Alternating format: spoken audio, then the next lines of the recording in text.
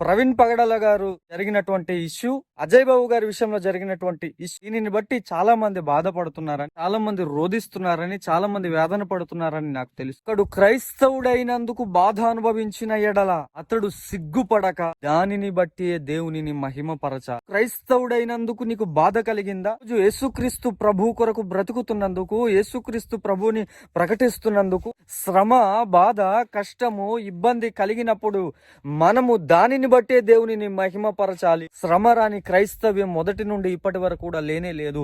మనుషులను చంపేశారు, రాళ్లతో కొట్టి చంపేశారు, కత్తులతో నరికి చంపేశారు. జరుగుతున్నటువంటి పరిణామాలను బట్టి ఎట్టి పరిస్థితుల్లో మీరు బాధపడాల్సిన అవసరం లేదు. చిన్న మనవి ఏంటంటే, మన ఛానల్ గ్రోత్ కొరకు కావలసినటువంటి కొన్ని నీడ్స్ ఉన్నాయి. ట్రైబుడ్ కావచ్చు, లైటింగ్ కావచ్చు, మైక్ కావచ్చు. ఒకవేళ మీరు దేవుని చేత ప్రేరేపించబడితే తగినటువంటి సపోర్ట్ మనకు అందిస్తారని ప్రభు పేరట మనవి చేస్తాం.